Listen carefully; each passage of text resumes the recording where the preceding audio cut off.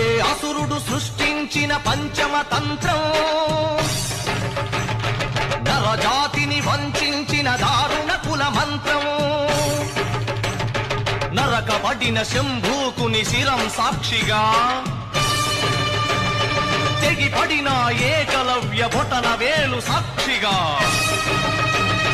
ముంతల చీపురుల మన దీనగతం సాక్షిగా, ప్రశ్నించిన ప్రతి చోట మహారక్త